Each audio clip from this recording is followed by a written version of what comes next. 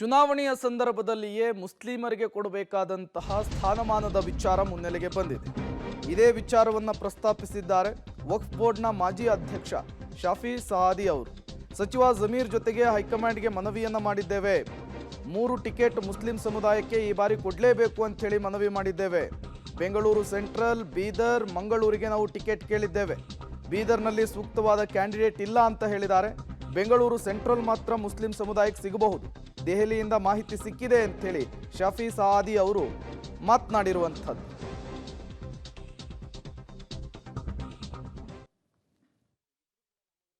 ಇಲ್ಲಿ ಲೀಕ್ ಆದಂಥ ಜನಗಣತಿ ವರದಿ ಪ್ರಕಾರ ನಾವು 16% ಇದ್ದೀವಿ.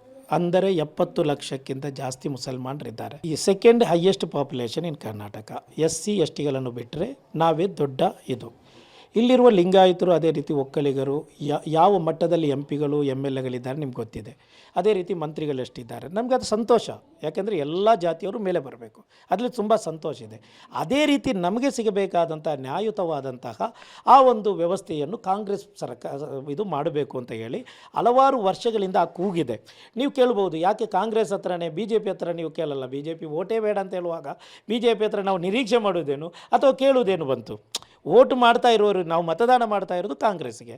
ಆದ್ದರಿಂದ ಕಳೆದ ಚುನಾವಣೆಯಲ್ಲಿ ನಾವು 90ರಷ್ಟು, ಈಗ ಕುಮಾರಸ್ವಾಮಿ ಇಷ್ಟು ಏನು ಪ್ರವೋಕ್ ಆಗಿದ್ದಾಕೆ, ಇಷ್ಟು ಈ ರೀತಿಯಲ್ಲಿ ಮುಸಲ್ಮಾನರ ವಿರುದ್ಧ ಆಗಲು ಕಾರಣ ಏನು? ಹಳೆ ಮೈಸೂರಲ್ಲಿ ಅದೇ ರೀತಿಯಲ್ಲಿ ಹಲವು ಕಡೆಗಳಲ್ಲಿ ಜನತಾದಳದೊಂದಿಗೆ ಇದ್ದಂಥ ಮುಸಲ್ಮಾನರು ಒಟ್ಟಾಗಿ ಕಾಂಗ್ರೆಸ್ಸಿಗೆ ಕೊಟ್ಟರು.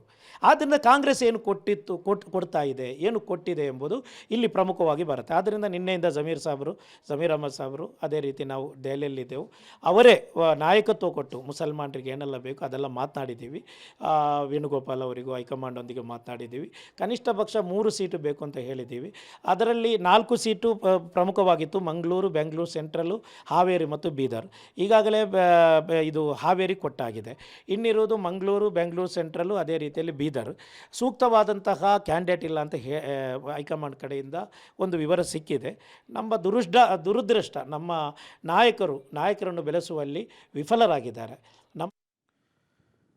ಚುನಾವಣೆಯಲ್ಲಾಗುವಂತಹ ಅಕ್ರಮವನ್ನು ತಡೆಯುವಂತಹ ನಿಟ್ಟಿನಲ್ಲಿ ನೀತಿ ಸಂಹಿತೆಯನ್ನು ಜಾರಿಗೆ ತಂದಿರಲಾಗುತ್ತೆ.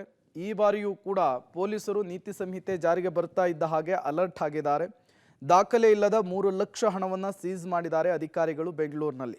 ಅಶೋಕನಗರ ಪೊಲೀಸ್ ಠಾಣಾ ವ್ಯಾಪ್ತಿಯಲ್ಲಿ ಹಣವನ್ನು ಸೀಸ್ ಮಾಡಿರುವಂತಹದ್ದು. ಪಿಂಕು ಮೈತಿ ಎಂಬುವರ ಕಾರ್ನಲ್ಲಿ ಈ ಹಣ ಪತ್ತೆಯಾಗಿದೆ. ಅಶೋಕನಗರ ಪೊಲೀಸ್ ಠಾಣಾ ವ್ಯಾಪ್ತಿಯ ಆನೆಪಾಳ್ಯ ಸರ್ಕಲ್ ಬಳಿ ಹಣವನ್ನು ಸೀಸ್ ಮಾಡಿದ್ದಾರೆ ಪೊಲೀಸರು ಮತ್ತು ಚುನಾವಣಾ ಅಧಿಕಾರಿಗಳು. ಕ್ಯೂಡ್ ಕಾರಿನಲ್ಲಿ RT ನಗರದಿಂದ ಕೋರಮಂಗಲಕ್ಕೆ ಹೋಗ್ತಾ ಇದ್ದಂತಹ ಸಂದರ್ಭದಲ್ಲಿ ತಪಾಸಣೆಗೆ ಪೊಲೀಸರು ಮುಂದಾಗಿದ್ದಾರೆ. ಈ ಸಂದರ್ಭದಲ್ಲಿ ಬ್ಯಾಗ್ನಲ್ಲಿ ಹಣ ಪತ್ತೆಯಾಗಿರುವಂತಹದ್ದು. ಹಣದ ಬಗ್ಗೆ ಸರಿಯಾದ ಮಾಹಿತಿ ನೀಡದ ಕಾರಣ ಹಣವನ್ನು ಸೀಸ್ ಮಾಡಿದ್ದಾರೆ ಪೊಲೀಸರು.